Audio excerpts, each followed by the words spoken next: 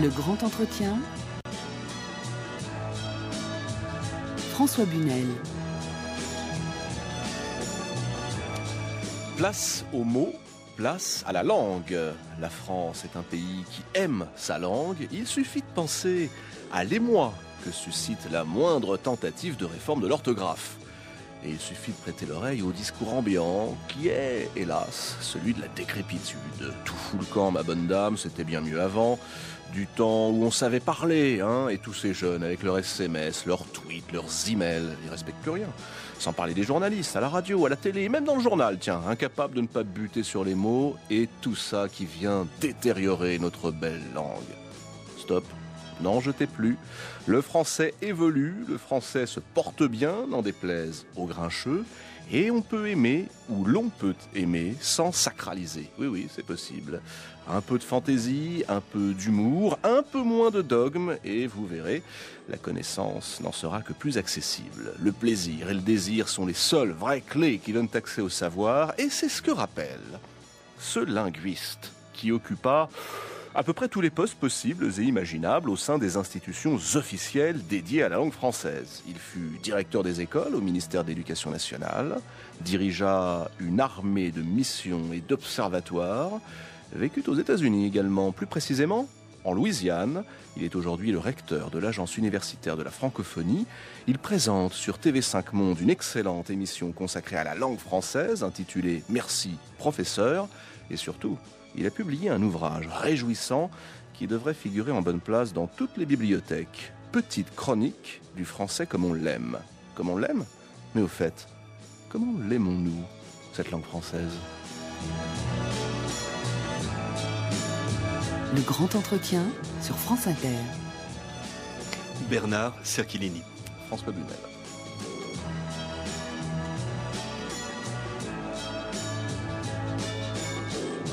Bonjour Bernard Cerchilini. Bonjour. Devrais-je dire bonjour professeur ? Non, certainement pas. Bonjour François Bunel.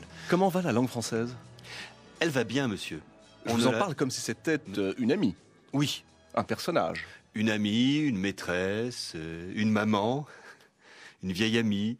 Elle va bien. Elle va bien. On n'a jamais autant parlé le français depuis qu'il s'est séparé du latin à la fin du IXe siècle. On ne l'a jamais autant écrit. Vive Internet et même, je dirais, vive les SMS. Vive les SMS également ? Oui. Même si, alors je vais prendre immédiatement la question des fâcheux, des grincheux et des gens qui parfois sont un petit peu à cheval sur le dogme et qui nous disent souvent l'orthographe que les SMS exigent avec ses abréviations, ses raccourcis, ses slogans parfois. Tout cela n'est-il pas une trahison de la langue française et une menace ? Non, parce que on écrit ainsi pour les SMS, pas pour les autres textes. Écrire, c'est toujours disposer la langue en fonction du support. Quand on a inventé l'écriture, on a inventé les abréviations. Regardez les tablettes de Babylone. Vous-même, quand vous écrivez, vous utilisez des abréviations. Donc, le SMS oblige à abréger. C'est donc une contrainte typographique. Alors ça, c'est passionnant parce que ça veut dire, Bernard Cerchilini, qu'en réalité, c'est l'histoire qui dicte l'évolution d'une langue, l'histoire des technologies, des inventions. Mais bien sûr, l'orthographe est liée au passage du manuscrit à l'imprimerie. Les grands réformateurs au XVIe siècle étaient tous des imprimeurs parce qu'ils voyaient que certains signes n'étaient plus utiles. Le S devant consonne, ça vous dit quelque chose pour Oui, par exemple. Eh bien, il était... Allez, prenons l'exemple du S, voilà, au hasard. En fait, ce S, les imprimeurs ont dit on peut le remplacer par un signe beaucoup plus simple qui sera, mettons, un circonflexe. Et ils ont poussé en faveur du circonflexe qui était au XVIe siècle un signe de réformation. C'est devenu maintenant un signe de conservation. C'est comme ça. Et donc, on peut très bien montrer que la langue est liée au support sur lequel on l'écrit. Est-ce que vous vous considérez, on entend un discours très progressiste, mais est-ce que vous vous considérez comme un gardien de la langue ? Ah, alors, c'est intéressant parce que quand j'ai été élu à l'Oulipo, on m'a élu en tant que gardien de phare et de la langue. Donc, je tiens les deux. Qu'est-ce qui est la le langue. plus important pour vous ? Tenir le phare. Ah bah, d'une part, la phare, Ou c'est la garder la lumière. langue. Oui, j'ai mis le phare d'abord, vous voyez. Hein. Mais donc, je garde le phare et je garde la langue. Mais je garde à vue en quelque sorte. Hein. Et elle me garde aussi. C'est-à-dire que nous avons un lien d'amitié, mais je lui fais confiance. C'est le Et syndrome de surtout, Stockholm avec vous. un petit peu, oui. Et je la laisse prisonnière, mais je suis séduit par cette prisonnière. Et donc, je la laisse aussi évoluer.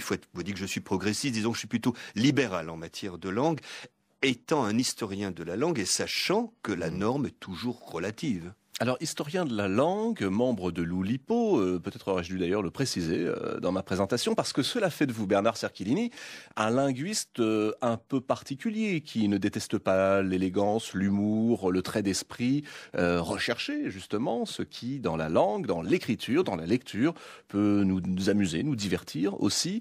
Qu'est-ce que c'est un linguiste, au juste ? Ben c'est ça, je crois. Un linguiste, c'est ça. C'est-à-dire que c'est quelqu'un qui aime la langue ou les langues sur lesquels il travaille et qui en joue. Moi, je me rends compte. En joue ? Qui en joue. Ça, c'est oui, votre conception du linguiste. Bien mais sûr, oui. Beaucoup nous ont habitués à des textes plutôt arides, des sujets assez profonds, et parfois un dogme qui planait sur la langue. Il y a des linguistes tristes. Ce n'est pas ma corporation. Écoutez, la langue est une chose tellement admirable et qui nous donne tellement de plaisir que avoir comme métier de l'analyser et de jouer avec elle, de se prendre au jeu, c'est un grand bonheur. C'est un jeu, la langue française ? Pardon ? C'est un jeu, Oui, la langue française. Il faut la naturellement. considérer comme un jeu ? Mais on parle de règles de grammaire. Ouais. Vous voyez, par exemple, c'est un jeu. Quand vous bâtissez une phrase, vous utilisez des règles. Vous les transgressez pas. C'est le propre du jeu de mots, de la poésie. C'est donc un jeu. Il y a du jeu dans la langue. Et je prends l'expression... Comment écrivez-vous « je » ? Ah, très bien. Alors, J-E-U et je aussi. Hein. C'est-à-dire que je peux décider, en fonction de ce que j'ai à dire, de la faire évoluer, cette langue ? De suggérer parfois des détours ou de la pousser un petit peu en dehors des règles ? Mais ou pas ? J'espère bien, parce qu'il faut que la langue évolue. Et donc, sa vitalité, elle est dans votre main, dans votre élocution. Quand vous dites il faut que la langue évolue, vous notez également dans la préface à votre livre, ces petites chroniques du français comme on l'aime, qui vient de paraître chez Larousse, qu'aucune langue, paradoxalement, n'est aussi protégée que le français. Qu'appelez-vous d'ailleurs protégé ? Qu'entendez-vous par là ? En effet, quand on regarde les grandes langues internationales, le français est protégé. Il faut dire ce terme-là, utiliser ce terme, dans la mesure où c'est une langue de l'État depuis longtemps. Depuis au moins François Ier, sinon même auparavant. L'Académie française... Le fameux édit de Villers-Cotterêts, c'est ça ? Très bien, voilà, exactement. Donc voilà. qui institue la langue française comme la langue administrative au départ, plutôt. Alors, Non, c'est l'interprétation qu'on en donne. Quand Oui. on regarde le texte, c'est un texte qui définit une justice de l'État, qui ôte la justice à l'Église, qui donc institue une justice royale, et assez bas dans le texte, on dit que la langue ne sera plus le latin, mais le français. Pour des raisons de compréhension, ce qui est intéressant, c'est-à-dire qu'en fait, l'auteur du texte, et François Ier l'a signé, considère qu'il n'y a de droit et de sentence efficace que si elle est comprise. Et le français est la langue que comprend tout le monde. Donc il institue une langue, non pas une langue d'État, et une langue presque de citoyenneté. Anti-élitiste. Il ne s'agit pas d'une langue que les gens ne pourraient pas comprendre, dont on ne saisirait pas tous les tenants, tous les aboutissants. C'est anti-élitiste, c'est audacieux, parce que qui parlait vraiment français à l'époque ? Eh oui, bonne question. Qui parlait français ? Une petite partie de la moitié nord de la France. Hein. Ouais. Donc et de l'Europe également. Et de On l'Europe. dit beaucoup que Charles Quint, le grand rival de François Ier, ne connaissait pas un mot d'espagnol, parlait uniquement le français. Il parlait français avec les dames, et il parlait allemand avec son cheval.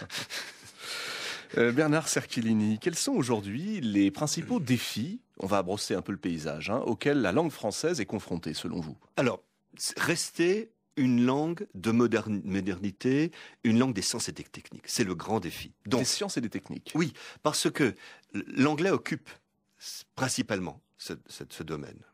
Or, si le français n'est plus une langue qui permet de dire la technique moderne, il restera une langue de culture, bien sûr, de familiarité, mais il doit être, ce qu'il était toujours, pensez à l'encyclopédie, une langue qui dit le monde moderne. Donc il faut créer du vocabulaire, et des mots nouveaux. Des mots nouveaux, bien sûr, et de façon très libérale. Il ne faut pas être puriste, il faut créer des mots nouveaux en français.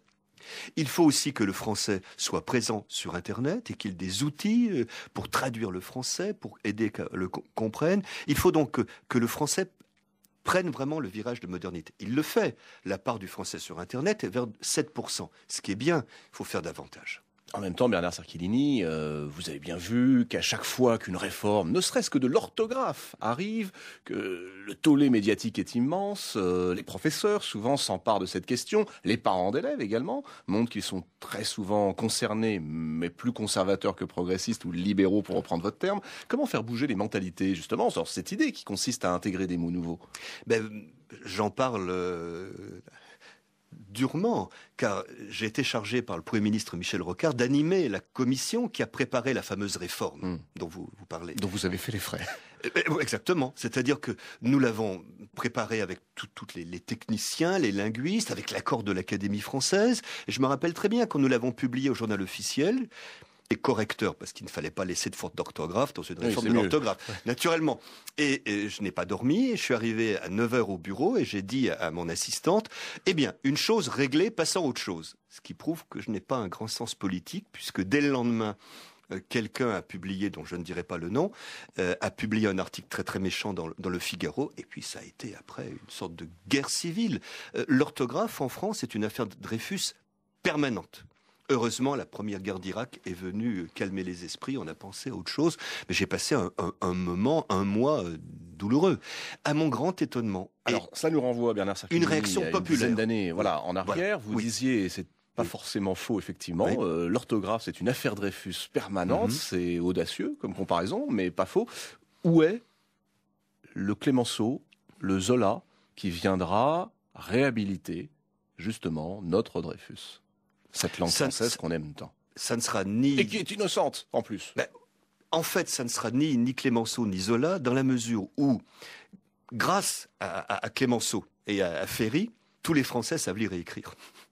Tous les Français sont passés par l'école, l'orthographe est à peu près acquise, même si on fait de nombreuses fautes, nous avons tous une image visuelle de l'orthographe. Il est donc de plus en plus difficile d'y toucher.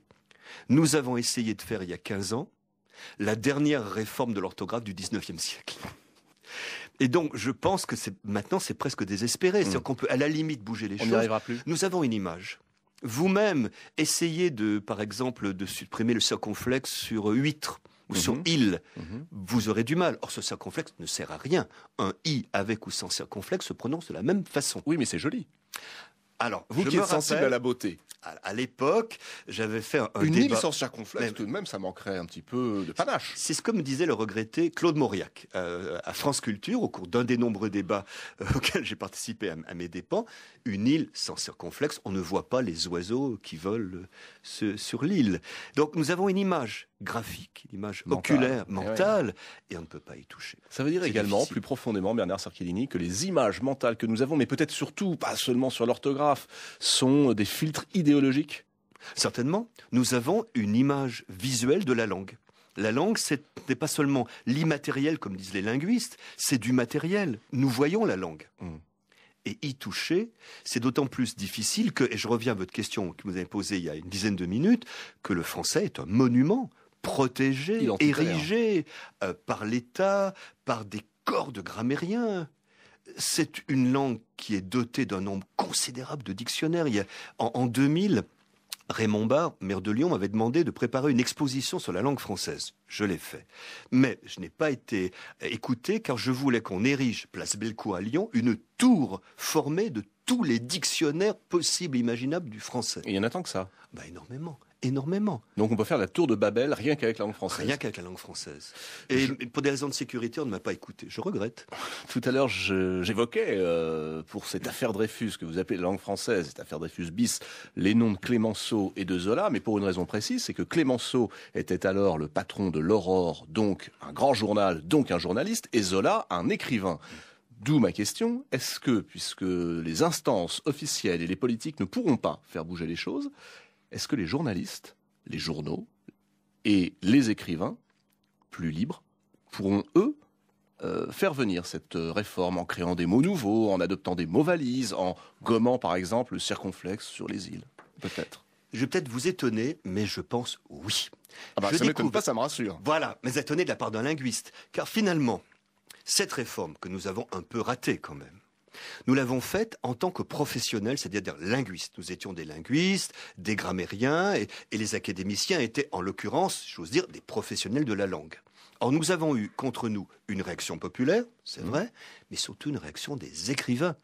Je parlais de Claude Mauriac, toute une série d'écrivains se sont dressés et ont dit, mais la langue, elle n'appartient pas aux grammairiens, elle appartient à ceux qui la font vivre. C'est ce que disait Proust dans une lettre à Madame Strauss. Et Donc on peut la déstructurer, on peut également décider dans un roman de supprimer la ponctuation, de malmener les choses. Ça n'est pas mal écrit, comme on dit souvent. non, parce que c'est le propre de l'écrivain. Proust dit dans cette lettre, ceux qui défendent la langue sont les écrivains, ceux qui l'attaquent. Et je crois que je rends les armes, c'est maintenant plutôt à ceux qui la font vivre, qui la font progresser, de faire des variantes qu'ensuite les corps constitués, académiques, trouveront acceptables. Elle est en compagnie de Bernard Cerchilini, le linguiste qui défend les romanciers. Effectivement, il faut le signaler. Chanson anglaise, et vous parliez tout à l'heure, Bernard Cerchilini, de cette langue française que nous aimons, de cette vision libérale, pour reprendre votre terme, que vous avez pour la langue française. Arrêtons-nous un tout petit peu sur les différences entre le français et l'anglais. Évidemment, différence d'usage en ce moment dans le monde, mais vous avez vécu aux États-Unis, combien de temps ? 3 ans et demi, mais j'ai beaucoup enseigné auparavant aux États-Unis. Donc c'est un pays que je connais bien et dont je parle la langue. J'ai enseigné en anglais. Quand on dit vous avez vécu aux États-Unis et particulièrement en Louisiane et encore plus particulièrement dans une ville qui porte un nom français, Bâton Rouge. Je parle le français canadien de Louisiane. Ah voilà, j'avais demandé combien d'Américains parlent-ils le français, notamment dans le sud et dans cet État, la Louisiane ? Je n'ai pas les chiffres du dernier recensement, mais le recensement précédent de 2001 donnait 200 000 personnes qui en Louisiane parlaient français chez elles. C'est notable. Donc ça ne va pas si mal, la situation du français dans le monde, y compris dans un pays comme les États-Unis d'Amérique. Mais je disais l'autre jour au secrétaire général de la francophonie, mon ami et maître Abdou Diouf, que les États-Unis pourraient rentrer dans la francophonie, 200 000 personnes en Louisiane. Vous êtes content d'Abdou Diouf quand vous lui avez dit ça? Oui, il a ri, mais... Attendez, ce serait très audacieux, mais pourquoi pas? Pourquoi pas? Qu'est-ce que c'est la francophonie d'ailleurs? Parce que, pardonnez-moi, j'ai parfois du mal à identifier le concept. C'est un projet. Si ce pays se retrouve sur l'emploi, entre autres, du français à l'intérieur et dans les instances internationales, s'il adhère aux valeurs de la francophonie qui sont la solidarité, la fraternité, l'aide au développement, pourquoi pas?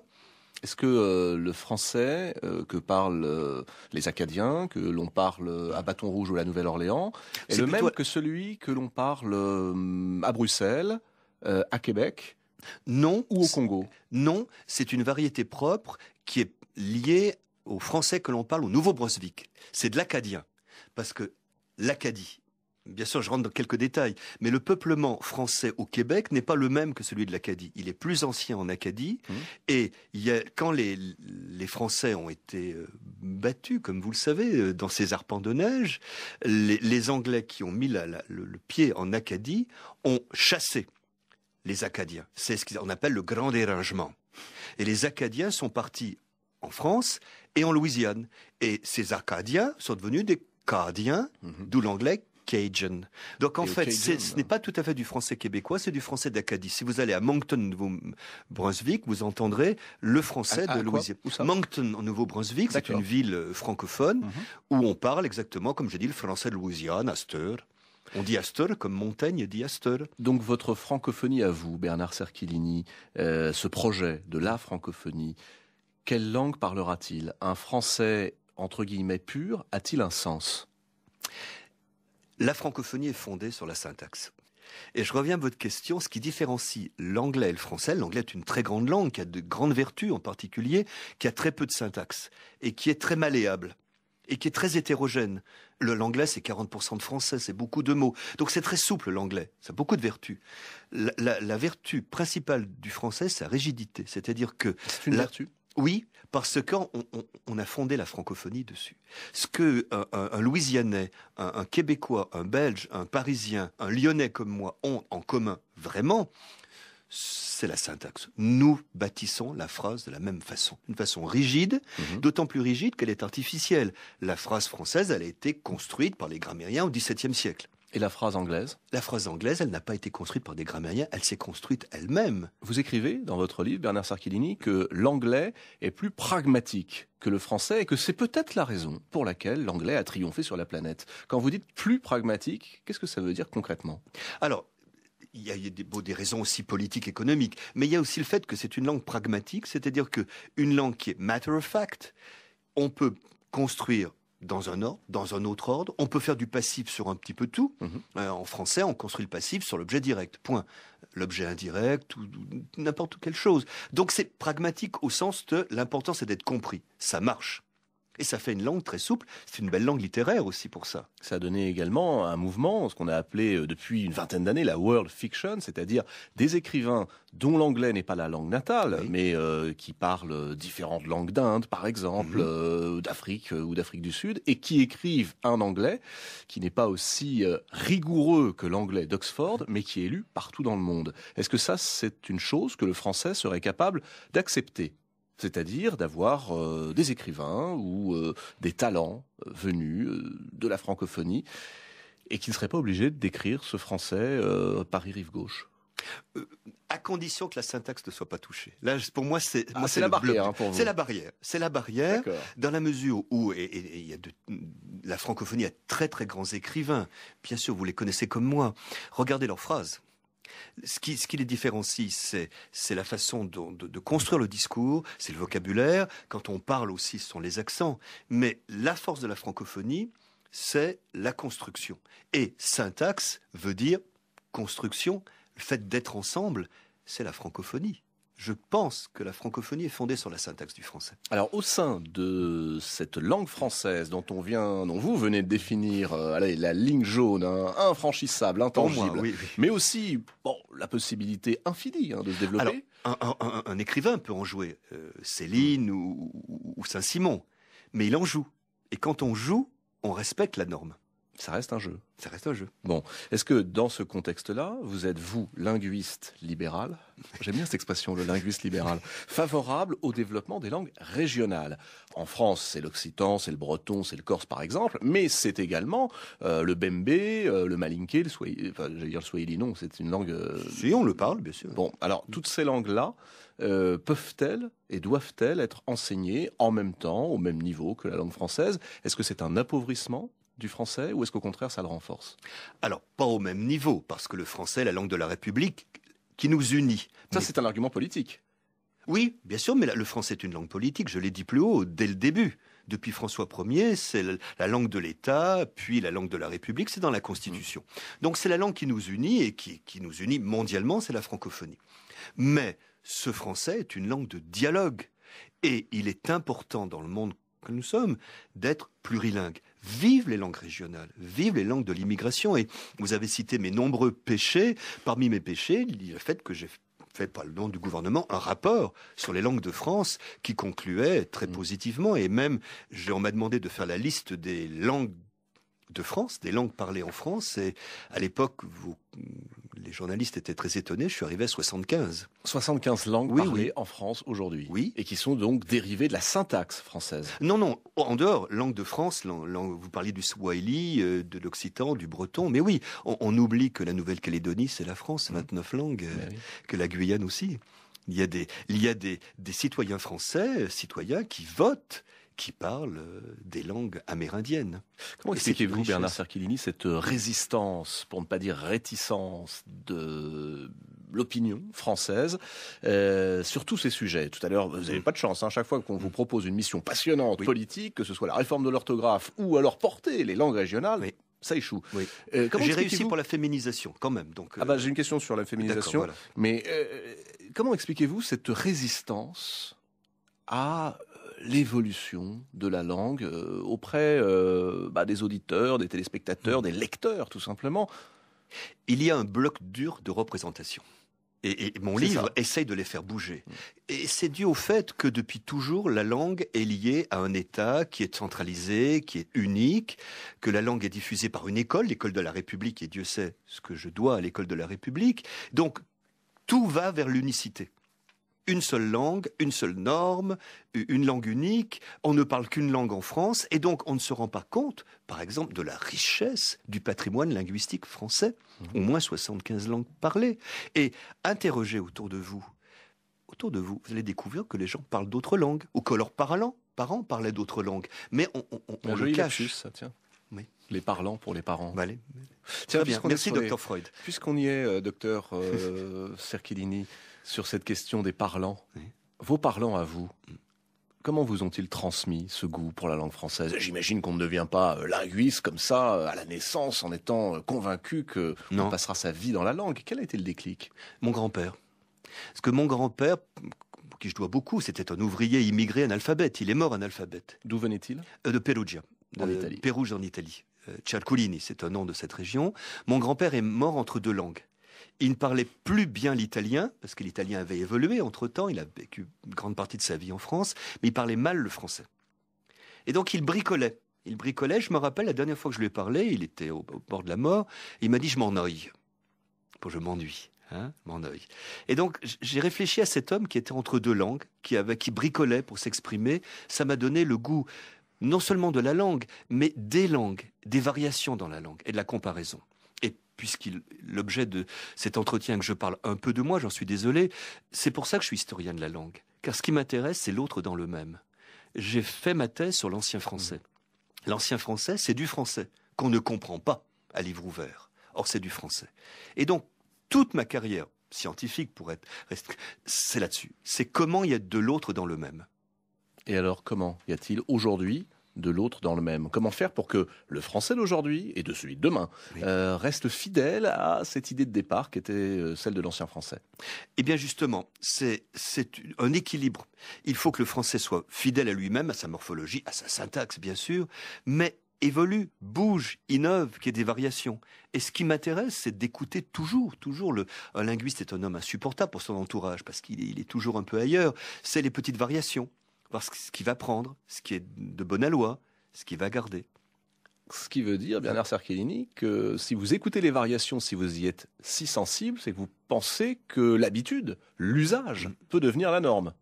Oh ça fait plusieurs siècles que l'usage devient la norme, que l'usage évolue et puis on ratifie, c'est constant. Donc il faut être libéral, c'est-à-dire que libéral, non pas laxiste, libéral, c'est-à-dire qu'il faut s'ouvrir à la nouveauté, l'estimer, voir si elle est de bonne aloi, si elle est conforme au génie de la langue, comme on dit, l'accepter, bien sûr. Et une chose que j'aime beaucoup, c'est que le linguiste libéral que vous entendez actuellement, ami auditeur, sur France Inter, Bernard Cerchilini, a choisi de venir avec un disque d'un amoureux de la langue française qui était plus libertaire que libéral, Georges Brassens. C'est vrai. Accent de Georges Brassens. La chanson a été enregistrée en 1972 par Brassens. Le texte a été écrit en 1913. Alors là, explication. Bernard Cerchilini, par un certain Antoine Paul. Antoine Paul qui n'a pas laissé une grande trace et Brassens en 42 au Puce a trouvé pour quelques sous ce recueil qui était déjà très ancien, tombe sur ce poème qui est en effet très beau, il le met en musique, il l'oublie. Et 30 ans après, préparant un tour de chant, il reprend la chanson, il l'enregistre. Et il se dit, mais peut-être qu'Antoine Paul est vivant, donc il demande à son secrétaire, le fameux Gibraltar, de chercher. Et par la SACEM, Gibraltar trouve un téléphone et Brassens, naturellement, part en tournée, oublie, etc. Et plusieurs mois après, il se décide à téléphoner. Il appelle, il dit voilà, c'est Georges Brassens, je parlais à monsieur Antoine Paul, et une dame assez âgée lui dit il vient de mourir, monsieur. Et Brassens commentait c'est con. Incroyable histoire. Dites-moi, Bernard Cerchilini, quand Brassens dit c'est con, c'est du bon français? Bien sûr. C'est un très vieux mot, je n'ose pas dire au micro ce qu'il désigne, mais c'est le conin, c'est le lapin. Et donc, par métaphore, il désigne le sexe de la dame. Il y a une jolie chanson là, de Brassens qui explique que quand même, c'est dommage qu'on utilise ce terme pour désigner. Ce qui veut dire que libéral, mais pas laxiste, ça veut dire que quand même, on inclut l'argot et ses variantes dans la langue française. Oui, naturellement, depuis François Villon. Voilà, pas tout le monde. Disons qu'il y a des registres de langue. Et donc, il y a une langue argotique, il y a une langue familière dont on peut faire quelque chose. L'important, c'est que ça soit réussi. Je voudrais qu'on tourne ensemble, si vous voulez bien, les pages de de ces petites chroniques, puisque c'est au pluriel du français comme on l'aime, qui est paru chez Larousse. Mais une question avant sur votre réussite, pardon de la pointer, c'est la féminisation la féminisation des noms communs, notamment, ou des noms de métiers. Des noms de métiers. Oui. Oui. Vous êtes pour la féminisation des noms de métiers. On dit Madame la professeure Mais bien sûr. Alors non, pas re, puisque le E final ne se prononce plus depuis le XVIIe siècle. C'est une marque Madame écrite. la professeure sans E final. Non, avec un E final, mais que vous ne prononcez pas. Ah bah voilà. On dit un auteur ou une auteure? Moi, je dis une auteure maintenant. Avec un E final que je ne prononce pas? Bien sûr. Mais vous dites une supérieure, une prieure. Vous ne prononcez pas le E final et c'est du féminin. Donc, le français, grâce à la féminisation, a développé un suffixe très intéressant qui est le suffixe EURE, avec un E final, qui, je le répète, n'est plus prononcé depuis le XVIIe siècle. On dit une procureure, une ingénieure, une professeure. Ça ne pose aucun problème. Ce n'est pas... Sauf parfois à celles qui sont concernées. Comme, par exemple, Yasmina Reza, écrivain, qui ne veut pas qu'on dise écrivaine, dont les pièces de théâtre triomphent en France, sont jouées partout dans le monde, et qui disait à ce micro ne pas vouloir être nommée, auteur, RE, ni écrivaine. Vous êtes d'accord, vous le comprenez? Mais tout à fait. Vous savez, qu'est-ce qu'on fait était libéral, eh bien, on a le choix. La langue n'est pas un carcan. Donc nous on avons ne fiche pas, pardon je vous coupe, mais on ne fiche pas. Mais non, c'est-à-dire qu'on a deux possibilités de dire, et puis l'usage tranchera. Il est en train de trancher. Mais les dames en charge d'une ambassade peuvent se faire appeler ambassadrice ou ambassadeur comme elles le souhaitent. Personnellement, je suis pour la féminisation et je crois que l'usage va nettement dans ce sens. Très bien. Un petit peu d'esprit, d'humour, de jeu pour évoquer cette langue française. C'est vrai, Bernard Cerchilini, qu'avec vous, elle est délectable, cette langue française, et que ces petites chroniques du français comme on l'aime devraient vraiment, vraiment être entre les mains de tout le monde. Question très simple, à laquelle je vais vous demander de répondre, puisque vous le faites dans votre livre. Pourquoi l'imbécile s'écrit-il avec un seul L, alors qu'imbécilité en prend deux? C'est l'imbécilité qui a raison. Imbécile a été écrit avec un seul L par l'Académie française. Il conviendrait de rajouter un deuxième L pour être cohérent. Aucun adjectif donc sur cette Académie française. Quelle différence y a-t-il entre on et long? L''O''N. D'abord, c'est curieux qu'on puisse utiliser un article devant un pronom. C'est le seul cas. L'explication est étymologique. Ce « on » vient du latin « homo », l'homme. C'est l'homme, en fait. Et on, c'est l'homme. L'on, c'est l'homme. L'on pense, l'on dit, c'est l'homme, homo. Et donc, il s'est affaibli, d'où l'utilisation avec un L. Les deux se disent, mais généralement, on a essayé de trouver des règles. L'un et l'autre se dit ou se disent? Ah, ça, c'est vous savez, c'est Vaugelas sur le lit de mort. Mes enfants, je m'en vais ou je m'en vais, car l'un et l'autre se disent. Et paraît-il qu'il est mort ensuite, ce qui est une belle mort pour un grammairien. Oui, c'est formidable, mais ça ne me donne pas la réponse. Non, parce qu'en fait, long, c'est une variante un petit peu chic de on. Voilà. Après si, après quand, etc. Très bien. Mais il n'y a pas de règle absolue. Pour l'expliquer, et c'est ça que j'aime beaucoup dans votre travail et dans ce livre, bien sûr, il y a votre explication, et puis il y a des citations en marge qui sont prises chez les grands auteurs que vous aimez. Ça va d'Anatole France à Victor Hugo, d'Alexandre Dumas à Vaugelas ou Rousseau, effectivement, ou Voltaire. Et également Françoise Hardy, que vous mettez sur le même plan que Molière. Pas sur le même plan, mais c'est un exemple de langue. Et donc, je prends un exemple dans Françoise Hardy, parce que c'est intéressant, c'est éclairant. Qu'est-ce que ça nous dit, justement, quand la langue utilisée par les baladins, les troubadours d'aujourd'hui, bref, les chanteurs, prend presque autant de force pour un linguiste et historien de la langue qu'un vers supposé être, alors là, immémorial, d'un de nos grands auteurs comme Molière? Écoutez, on a ses préférences personnelles, bien sûr. Il n'empêche qu'il faut prendre des exemples connus, éclairants, et qui disent quelque chose. Et Françoise Hardy, du moins pour ma génération, dit quelque chose. Elle a sorti un album il y a 3 mois. Donc, oui, en plus. Pour toute génération, rassurez-vous. Mais alors attendez, là je vais peut-être vous piéger. Je vais essayer. Comment distinguer « moi aussi » de « moi non plus » ? C'est un problème de négativité de la phrase. Voilà, donc de négativité propre. C'est-à-dire que je ne t'aime pas, moi non plus, je te déteste, moi aussi. C'est la négation syntaxique. D'accord. Voilà. Et pourquoi on ne cite pas Serge Gainsbourg alors? Parce je t'aime, moi non plus. Parce que c'est une plaisanterie admirable. Ce que montre Gainsbourg, c'est ce qu'a à dire un psychanalyste, la négativité dans la langue. Aimer, c'est ne pas aimer. Il a réponse à tout, ce linguiste. Il est aussi psychanalyste. Formidable. Mais non, au contraire, c'est ça qui est drôle. Dites-moi, pourquoi y a-t-il péril en la demeure en France alors qu'il y a le feu au lac en Suisse? Ah oui, péril en la demeure. On croit que demeure veut dire une maison. Non, non, c'est le déverbal de demeurer. Il y a péril en demeurer, à demeurer. Péril en demeurer. À rester. À rester. Il y a Eh péril oui. en la demeure, en le fait de demeurer. Très bien. C'est pas forcément le feu. Et puis le feu au lac, c'est expression suisse amusante. Quel est le pluriel de l'adjectif banal? Ah, alors, il y en a deux. Là, vous me faites un banal. Ah bah écoutez, je prends Bien dans sûr. votre livre ce qui m'a le plus intéressé parce que Merci on est beaucoup. tous capables de faire, même si on est des puristes, Alors. si on adore la langue française et qu'on nous lisons beaucoup, on est tous capables à un moment ou Bien à un sûr. autre de faire l'erreur. Alors, bien sûr. Alors, banal, Hum. quand c'est au sens propre, lié au banc, four banal, le vocabulaire du Moyen-Âge, on peut accepter un pluriel en haut, les fours banaux. Mais dans l'usage, je dirais banal de l'adjectif, eh bien, c'est banal, tout simplement. Un banal des banals. Bien sûr. Bon, très bien. Est-ce bien. qu'on dit un scénario des scénarios, Bernard Cerchilini, ou est-ce qu'il faut dire un scénario des scénarios? Oui, bien sûr. Bah C'est- bien sûr quoi? C'est une tradition française de franciser les mots étrangers. Rappelez-vous Alexandre Dumas, le duc de Vincestre, Ouais. Buckingham. C'était Même drôle, les noms d'ailleurs. propres Ouais. étaient Milady. francisés. Milady. Et puis on lieu dit de My Lady. Londres, Milan. Je suis Ouais. furieux. Car, quoique libéral, je suis quand même parfois puriste. Quand à la gare de Lyon, j'entends qu'on annonce un train pour Milano-Venezia. On dit Milan. Donc, on a toujours francisé. Et donc, il faut dire un scénario, des scénarios. Et mettre un accent.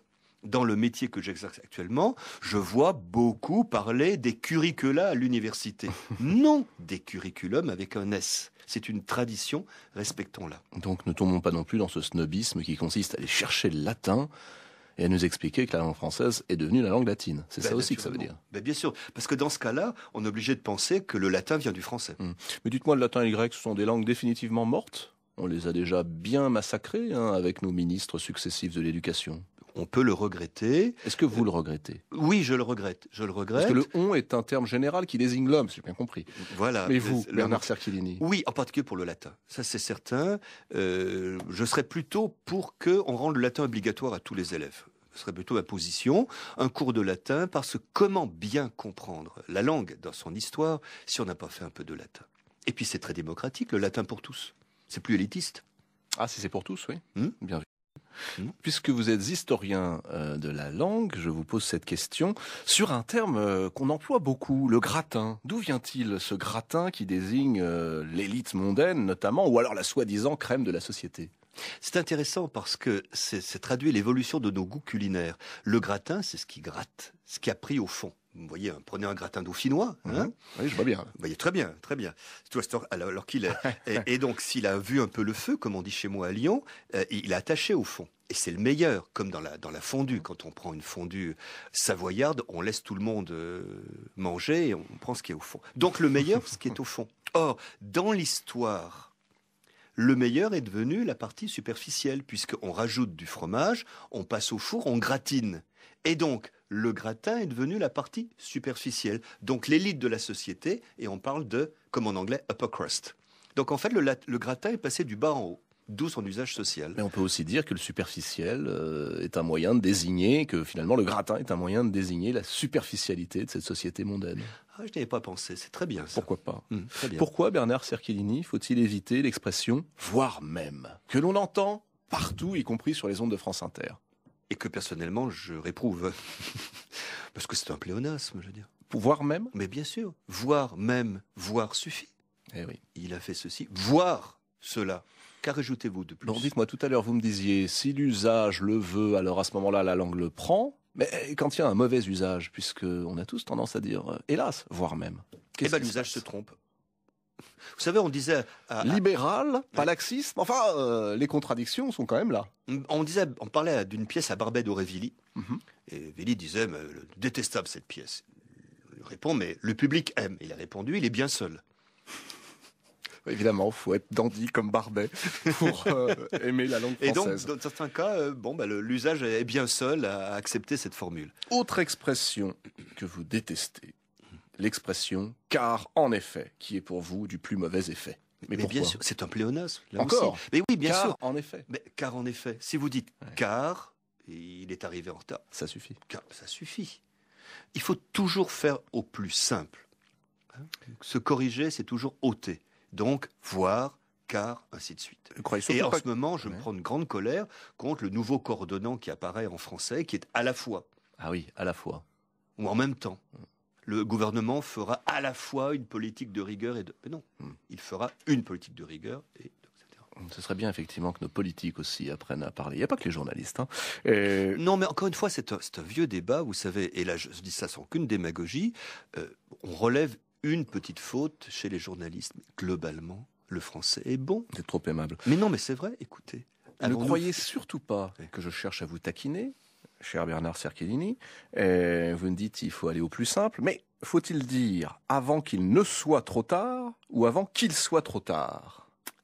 Alors, qu'est-ce qu'on fait du fameux ne? On le supprime pour aller au plus simple? Alors, on peut, et c'est tout simple. Et on a le droit. Et on a le droit, bien sûr. C'est une variante. Et moi, j'aime bien que la langue ait deux possibilités. Il faut la laisser respirer un peu. Mais ce ne est admirable, car il est une marque inconsciente. Mais il n'est pas simple. Non, il n'est pas simple. C'est difficile à expliquer. Avant qu'il ne soit trop tard, il y a l'inconscient qui dit il ne faut pas qu'il soit trop tard. Il y a un petit peu de négativité qui apparaît là. C'est très joli, ce ne. Très joli. Moi, j'aime beaucoup votre façon de convoquer les disciplines, l'histoire, mais aussi la psychanalyse. Qu'est-ce que l'inconscient joue comme rôle dans une langue? Énorme. C'est-à-dire? Énorme. C'est-à-dire qu'il est là pour faire bouger les structures, il est là pour apporter de la nouveauté, et il est là pour cautionner l'ambiguïté de la langue. Vous savez, il y a une chose que je n'aime pas du tout, c'est ce vieux thème rivarolien, le français, langue de la clarté, vous savez. Heureusement que non. Rivarol, oui, et le père Boileau, qui n'était pas le plus non, c'était agréable, pas la moitié de... Ouais, non. Il disait ce qui se conçoit, ce qui s'énonce. Voilà. Je ne sais même plus ce qu'il disait. Moi non plus, il faut oublier. Et puis Boileau n'est pas si important que ça suffit. Il y avait quand même Racine, il y avait quand même Corneille et Molière, c'est quand même plus intéressant. C'est intéressant. Alors, je suis d'accord avec vous. Et surtout, encore à l'époque, avoir des emails d'auditeurs. On a les courriels. Pardon.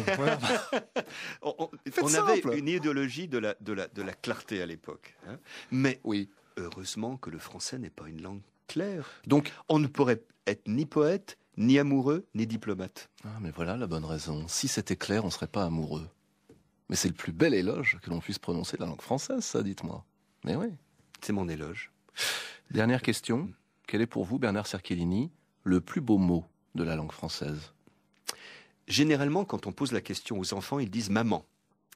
Aux adultes, ils disent « amour ». Moi, c'est un mot qui m'a fasciné quand j'étais enfant. Et je suis content d'être aujourd'hui recteur de l'Agence universelle francophonie, c'est baobab. Que renferme pour vous, j'en ai encore une quand même, il nous reste 15 secondes, et que signifie pour vous le mot bonheur? Bona hora. J'ai passé avec vous une très bonne heure, cher François Busnel. Sans le S, mon cher Bernard Cerchellini. Petite chronique du français, comme on l'aime, c'est aux éditions Larousse. Allez-y, vous allez y prendre énormément de plaisir. Merci beaucoup, Bernard Cerchellini. Merci.